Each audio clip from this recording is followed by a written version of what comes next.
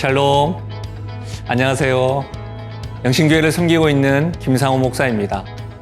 큐티를보다는 언제 어디서나 하나님의 말씀을 가까이 할 수 있는 귀한 도구입니다. 10월에도 큐티를보다를 통해 하나님과 친밀한 사귐을 누리시기 바랍니다. 큐티하는 당신이 하나님의 뷰티입니다. 샬롬. 안녕하세요. 주만나 디렉터 최범재 목사입니다. 하나님의 말씀을 사모하셔서 이 본문 세미나를 시청하시는 성도님들을 주님의 이름으로 축복합니다. 10월 본문 세미나에서는 열왕기상 18장에서 22장 그리고 열왕기하 1장에서 5장까지의 내용을 다룹니다.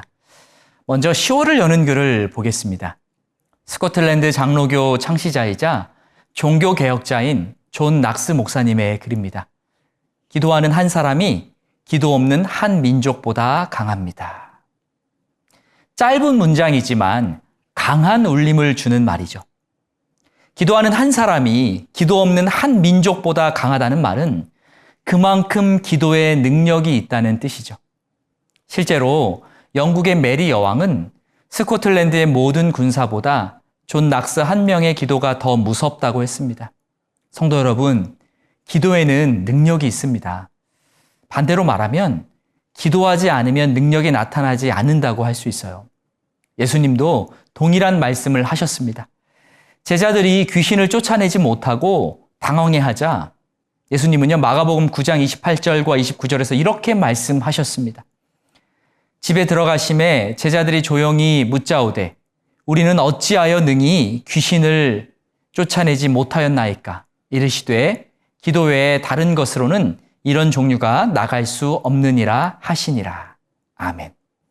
예수님은 능력이 없어서 쩔쩔매고 있는 제자들에게 기도 이외에는 다른 것으로는 이런 종류가 나갈 수 없다고 말씀하셨어요. 영적인 힘은요, 기도에서 나옵니다. 하나님은 기도하는 자를 들어서 사용하십니다. 성도 여러분, 날마다 기도의 자리를 지키셔서 영적 전쟁에서 승리하시고 또 복음의 권세와 능력을 경험하실 수 있기를 주님의 이름으로 축복합니다. 이제 열왕기상 18장에서 22장까지의 내용을 살펴보겠습니다. 이스라엘에서 가장 악한 왕으로 평가받는 아합의 시대에요, 엘리야 선지자가 활동했습니다. 아합은 아내 이세벨과 함께 하나님이 가증히 여기시는 일을 참 많이도 했습니다. 특히 바알과 아세라 우상을 극진히 섬겨서 이스라엘 전체의 우상 숭배가 가득 차게 만들었어요. 이렇게 우상이 가득한 시대에 엘리야 선지자가 활동했는데요. 열왕기사 18장은 엘리야가 갈멜산에서 바알과 아세라 선지자 850명과 대결하여 승리하는 내용입니다. 엘리야는 불로 응답하는 신이 참 신이라는 원칙을 세우고 바알의 선지자 450명, 아세라 선지자 400명, 그러니까 850대 1로 싸웠습니다. 그리고 바알과 하나님 사이에서 머뭇거리는 백성들을요, 호되게 질책했습니다. 이스라엘 백성들은 여호와와 바알 중에 선택해야 했습니다. 회색지대는 없었어요. 열왕기상 18장 21절입니다. 너희가 어느 때까지 둘 사이에서 머뭇하려느냐? 여호와가 만일 하나님이면 그를 따르고 바알이 만일 하나님이면 그를 따를지니라. 성도 여러분, 신앙에는요, 혼합주의가 있을 수 없습니다. 혼합주의는 신앙이 없는 것과 같아요. 하나님과 우상을 겸하여 섬겨선 안 되는 거죠. 예배도 드리고 점도 보면 안 되는 거예요. 그리고 우리는요, 하나님보다 우선순위에 두는 모든 것들을 조심해야 합니다. 그것은 돈과 명예가 될 수도 있고 나의 여가 생활이 될 수도 있어요.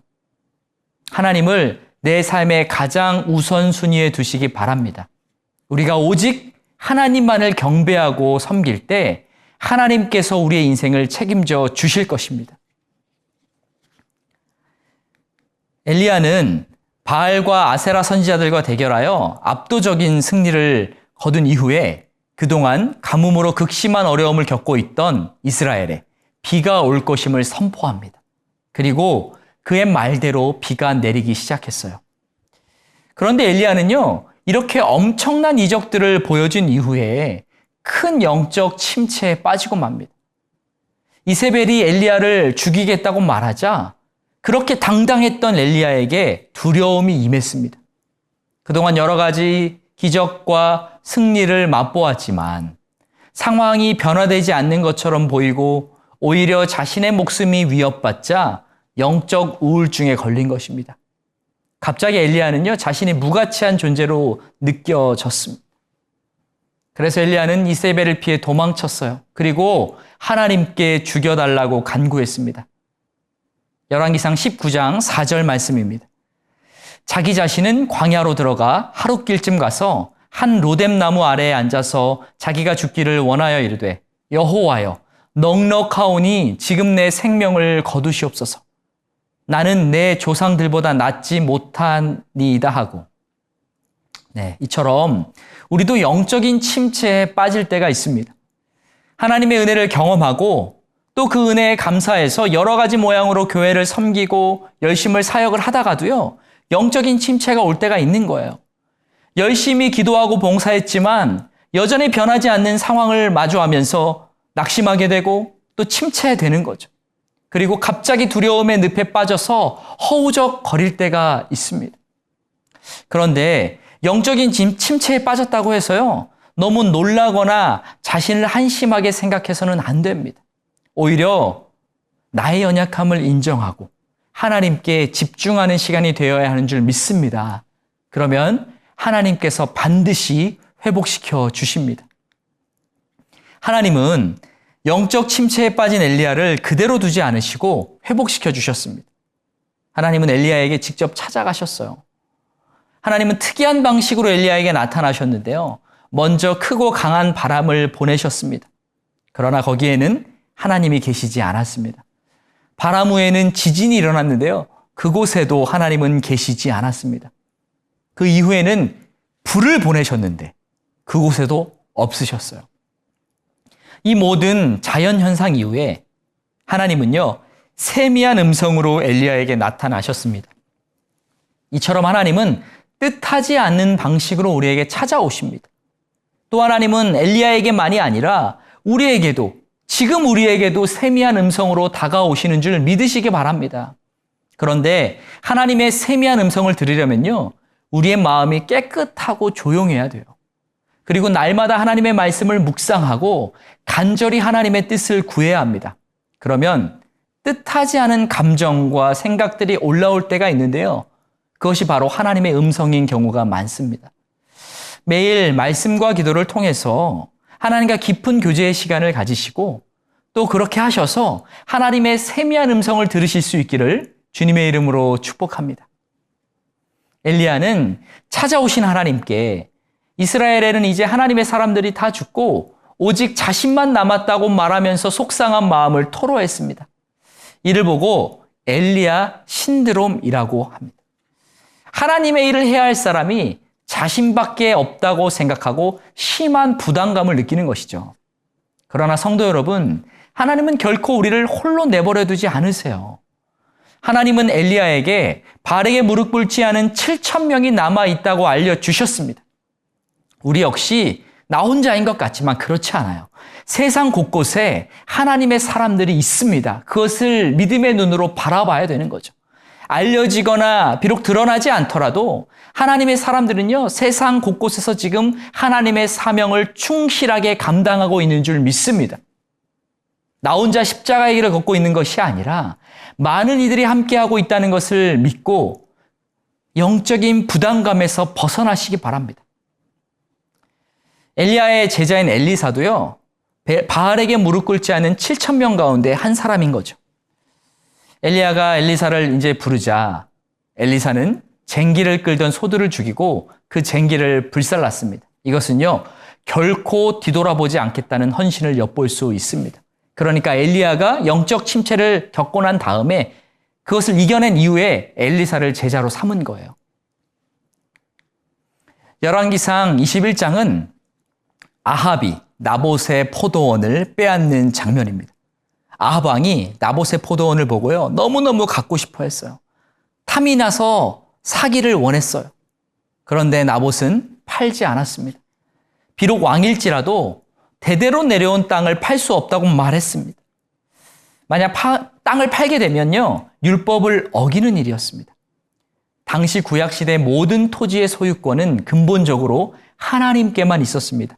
레위기 25장 23절 말씀입니다. 토지를 영구히 팔지 말 것은 토지는 다 내 것임이라. 너희는 거류민이요 동거하는 자로서 나와 함께 있느니라. 네, 나봇은요, 아합이 제시한 조건이 마음에 들지 않아서가 아니라 하나님의 말씀 때문에 포도원을 넘기지 않았습니다. 그런데 왕은 나봇이 포도원을 팔지 않자 너무너무 갖고 싶어서 시름시름 앓기 시작했습니다. 갖고 싶은 것을 못 갖게 되자 병이 난 거예요. 이 모습을 지켜본 아합의 아내 이세벨은요, 불량자들을 고용해서 나봇을 모함하게 했습니다. 나봇이 하나님과 왕을 저주하였다는 거짓 혐의를 뒤집어 씌웠어요. 결국 나봇은 억울하게 살해를 당하고 말았습니다. 그리고 아합은 나봇이 죽었다는 소식을 듣고 그 포도원을 강탈합니다.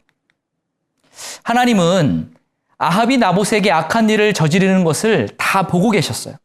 그래서 엘리야를 통해 아합에게 심판의 메시지를 전하셨습니다. 엘리야는 아합의 죽음을 예언했습니다. 그런데 신기한 일이 벌어졌어요. 아합이 심판의 메시지를 듣고 갑자기 겸손해진 것입니다. 그러자 하나님은 그에게 내린 심판을 한 세대에 보류하셨습니다. 열왕기상 21장 27절에서 29절까지의 말씀입니다. 아합이 이 모든 말씀을 들을 때 그의 옷을 찢고 굵은 배로 몸을 동이고 금식하고 굵은 배에 누이며 또 풀이 죽어 다니더라. 아합이 내 앞에서 겸비함을 내가 보느냐? 그가 내 앞에서 겸비함으로 내가 재앙을 저의 시대에는 내리지 아니하고 그 아들의 시대에야 그의 집에 재앙을 내리라 하셨더라. 네. 이를 통해서요, 우리는 하나님이 겸비한 태도를 얼마나 기뻐하시는지 알 수 있습니다. 하나님은요, 겸손한 자에게는 재앙을 내리지 않으십니다. 은혜를 주세요. 성도 여러분, 하나님의 은혜를 받고 싶으신가요? 하나님 앞에서 겸비하시기 바랍니다. 겸손은요, 축복받는 확실한 비결입니다. 아합은 겸비한 태도를 보여서 곧바로 심판을 받지는 않았지만, 그러나 그 태도를 계속 유지하지는 못했어요. 이후에 또다시 하나님 앞에서 악을 행하고 말았습니다. 그래서 결국 어떻게 되냐면요, 아람과의 전쟁에서 활에 맞아 죽고 맙니다. 아합 이후에 남왕국 4대 왕인 여호사밧이 등장합니다. 여호사밧은요, 35세 왕이 되어서 25년간 이스라엘을 다스렸습니다. 그리고 여호사밧은 여호와 보시기에 정직히 행했어요. 그러나 북왕국 이스라엘과도 우호관계를 유지하고 심지어 아합 가문과 혼인을 했습니다. 남유다 왕으로서 정체성을 지켜야 되는데 그러지 못했던 거죠. 아합 왕과 함께 길르앗 라못을 치는 것을 하나님이 원하지 않으셨던 것처럼요, 아합과의 통혼은 가서는 안 되는 길이었습니다. 이제 열왕기 하를 살펴보겠습니다. 먼저 열왕기 하에 나타난 예수 그리스도를 살펴보겠습니다. 우리는 다윗 왕조를 통해서 예수 그리스도를 발견할 수 있습니다. 아달랴가 다윗 가문의 씨를 말리려 했지만 하나님은 다윗과 맺은 언약에 충실하셔서 우리의 구원자 메시아이신 예수님께서 다윗의 후손으로 오실 길이 유지되었습니다. 북왕국에는 9개의 다른 왕조가 있었지만 그러니까 계속 왕조가 바뀌었다는 거예요. 유다에는요, 오직 하나의 왕조, 다윗 왕조만 유지되었습니다. 다윗 왕조가 잘났기 때문이 아니라, 왕들이 잘났기 때문이 아니라 하나님이 다윗과 맺은 언약 때문에, 그 언약 때문에 다윗 왕조가 유지된 것입니다. 이 다윗 왕조는요, 예수 그리스도와 연결이 되어 있어요. 다윗에게 허락하신 영원한 왕조에 대한 그 약속, 그러니까 다윗 언약은요, 다윗의 보좌에 앉으실 그 다윗의 아들이신 그리스도를 통해서 성취되었습니다. 우리는요, 열왕기서를 읽으면서 끊임없이 하나님의 마음을 아프게 하는 사람들의 완악함을 볼 수 있고요. 또 그럼에도 불구하고 끊임없이 약속을 지키시는 하나님의 신실하심도 볼 수 있습니다. 성도 여러분, 하나님은 사랑이십니다. 그렇기 때문에 나의 연약함이 아니라 하나님의 사랑의 시선을 집중하고 고정하고 살아가시길 주님의 이름으로 축복합니다. 우리는 열왕기하에 등장하는 엘리사를 통해서도 예수 그리스도를 발견할 수 있습니다. 엘리사는 백성들 중에 살면서 은혜와 생명과 소망을 강조했습니다. 또 엘리사는 보리떡 20개로 100명을 먹이고도 남는 기적을 일으켰습니다. 여러 면에서 엘리사는 그리스도를 생각나게 하는 인물이라고 할 수 있습니다. 열왕기하의 기록 목적을 살펴보겠습니다. 열왕기하는요, 열왕기상에서 시작된 분열 왕국의 역사와 포로로 잡혀가는 시기의 비극적인 역사를 보여주기 위해서 기록되었습니다. 성경을 만나다라는 책에 있는 글 한 꼭지를 읽어드리겠습니다. 선지자들은 이스라엘로 하여금 삶의 방향을 바꾸게 하려고 온갖 노력을 다했다. 그러나 엘리야나 엘리사의 기적도, 아모스의 절규도, 호세아의 감동적인 호소도 그다지 큰 효과를 보지 못했다. 문제가 생기면 백성들은 이웃 나라가 섬기는 이방신들을 찾아갔고 앞다투어 군사 동맹을 맺었다. 결코 전심으로 하나님께 의뢰하지 않았다. 그러니까 열왕기하는요, 우리가 얼마나 연약한 존재인지를 자각하게 해주는 것이죠. 열왕기하는 북왕국 8대 왕인 아하시아의 이야기로 시작합니다. 아하시아는 사마리아에 있는 다락 난간에서 떨어져 병이 들자 에그론의 신 바알세붑에게 병이 나을지 물어보려고 했습니다. 바알세붑은 파리들의 주라는 뜻입니다. 이는 이스라엘 사람들이 존귀한 자 바알이라는 뜻의 바알세붑을 비하하여 부른 이름이었습니다. 아하시아는 병에 걸렸을 때 하나님이 아닌 이방신을 찾는 어리석은 행동을 했습니다. 평소에도 하나님을 경외하지 않았기 때문에 위기의 순간에 하나님을 찾을 수가 없었던 것입니다. 성도 여러분, 평소 신앙 실력이 중요해요. 열왕기하 2장은 엘리야에서 엘리사로 선지자 직분이 이양되는 장면을 다루고 있습니다. 엘리야는 승천하기 전에 길갈, 베델, 여리고, 요단으로 이동했어요. 이 장소들은요, 모두 신앙의 기념비가 있는 장소입니다. 신앙적으로 도약하기 위해서, 엘리사에게 것들을 보여주기 위해서 엘리야가 일부러 그 장소들을 방문한 겁니다. 엘리사는요, 엘리야의 곁에서 떨어지지 않았어요. 그리고 엘리야에게 영감의 갑절을 원했습니다. 엘리사가 요구한 갑절의 영감은요, 신명기 21장 17절에 근거한 것입니다. 신명기는 장자가 아버지의 유업을 갑절로 받을 수 있는 특권이 있다고 말씀하는데요. 엘리사는 바로 이 말씀에 근거해서 갑절의 영감을 원한 것입니다. 엘리사는 엘리야의 사역을 계승하고 싶어 했습니다. 그리고 계승한 사역을 잘 감당하고 싶어 했어요. 그래서 그 사역을 잘 감당할 수 있도록 갑절의 영감을 구한 것입니다. 구약 탐험에 있는 글입니다. 자유로운 선택을 할 수 있는 기회가 주어지자 엘리야는 금이나 은과는 비교할 수 없을 만큼 훨씬 더 좋은 것을 선택했다. 초기 솔로몬 왕처럼 그는 하나님의 나라와 그 의를 먼저 구했다. 우리 역시요, 하나님의 나라를 위한 간구를 많이 해야 합니다. 하나님이 맡겨주신 사역을 잘 감당할 수 있도록 성령의 충만을 구해야 돼요. 하나님의 나라를 위한 기도는요, 응답이 빠릅니다. 성령 충만을 간구하는 것도 마찬가지예요. 하나님이 기뻐하시는 기도이기 때문에 응답이 빨라요. 성도 여러분, 날마다 하나님의 나라와 성령 충만을 간구하셔서 엘리사처럼 응답받는 성도님들 되시길, 갑절의 영감을 받으시는 성도님들 되시길 주님의 이름으로 축복합니다. 엘리야는 엘리사와 대화하던 중에요, 회오리 바람을 타고 죽음을 보지 않고 하늘로 올라갔습니다. 엘리야가 승천하자 엘리사의 간구대로요, 엘리야의 그 권세가 엘리사에게 주어졌습니다. 엘리사가 엘리야의 겉옷으로 요단을 치자 물이 갈라졌어요. 그리고 엘리사가 여리고의 물을 고치는 장면이 나옵니다. 그러니까 그만큼 엘리사가 권능이 있다는 거예요. 그리고 또 엘리사를 조롱하는 자들이 죽는 장면도 나와요.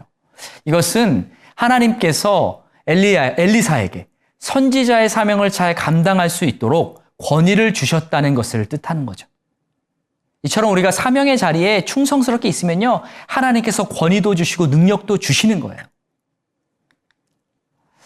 열왕기하 3장에는 북왕국 9대 왕인 여호람이 등장합니다. 여호람은 아합의 아들로 12년간 다스렸습니다. 여호람 때 이스라엘의 속국이었던 모압이 메사의 지휘 아래 반란을 일으킵니다. 여호람은 유다의 여호사밧과 에돔 왕에게 도움을 청해서 새 왕의 군대가 모압을 공격합니다. 그 와중에 물이 떨어져서 다급해지자요, 여호람은 엘리사에게 도와달라고 요청합니다. 엘리사는 개천을 많이 파라고 했고, 또 하나님은 물을 풍성하게 공급해 주셨습니다.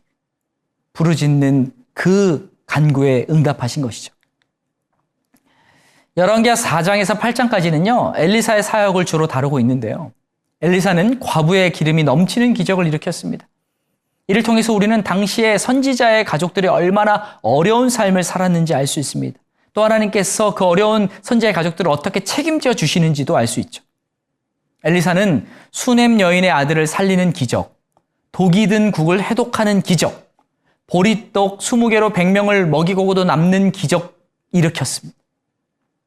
보리떡 20개와 자루에 담은 채소로 100명의 사람들을 먹이고도 남는 기적은요, 예수님의 오병이어 기적을 연상시킵니다. 엘리야는 이스라엘 사람들에게만 기적을 베푼 것이 아니라 이방인인 나아만 장군의 병을 치료하는 기적도 일으켰습니다. 이것은 하나님께서 제사장 나라인 이스라엘뿐만 아니라 온 세상을 사랑하신다는 사실을 보여주는 사건이라고 할 수 있습니다. 북왕국 이스라엘은 여호와 하나님을 무시했지만 오히려 이스라엘 밖의 중요한 인물이 여호와를 경배하고 인정했습니다. 그 사람이 바로 나아만인 거죠. 나아만은 아람 왕의 군대 장관이었습니다. 나아만은 엘리사의 명대로 요단 강물에 7번 들어갔다 나와서 문둥병에서 나병에서 나음을 얻었습니다. 하나님은 금을 싸들고 찾아온 별 5개의 장군이라도 순종과 겸손으로 따를 것을 요구하신 것이죠. 더 중요한 것은요, 나아만이 영적인 씻음을 경험했다는 겁니다. 열왕기하 5장 15절에서 나아만 장군이 이렇게 고백했습니다. 내가 이제 이스라엘 외에는 온 천하에 신이 없는 줄을 아나이다. 아멘. 하나님은 지금도 우리 믿는 자들을 통해 열방의 사람들이 복음을 전해 듣고 하나님 이외에는 천하에 다른 신이 없습니다라는 고백을 하길 원하십니다. 그렇기 때문에 우리는요, 끊임없이 복음을 수종드는 삶을 살아야 되는 거예요. 하나님이 원하시는 삶을 사시길 주님의 이름으로 축복합니다. 나아만이 고침을 받고 엘리사에게 선물을 주려고 했거든요. 그런데 엘리사가 거절했어요. 그런데 엘리사의 종 게하시가 엘리사 모르게 나아만에게 찾아가서 이 대가를 받아냈습니다. 엘리사는요, 모든 것을 알고 있었어요. 결국 게하시가 어떻게 되죠? 나병에 걸리고 말았습니다. 하나님의 사람은요, 탐심을 죽여야 합니다. 오직 하나님으로 만족하는 삶을 살아야 하나님이 기뻐하시는 삶을 살 수 있고 또 하나님의 능력을 경험할 수 있다는 것을 꼭 명심하시기를 주님의 이름으로 축복합니다. 네, 이로써 10월 본문 세미나를 마쳤습니다. 성도 여러분, 우리는 영적인 품격을 계속해서 높여야 합니다. 10월에도 하나님의 말씀을 사모함으로 날마다 큐티하셔서 영적인 품격을 높이실 수 있기를 주님의 이름으로 축복합니다. 감사합니다.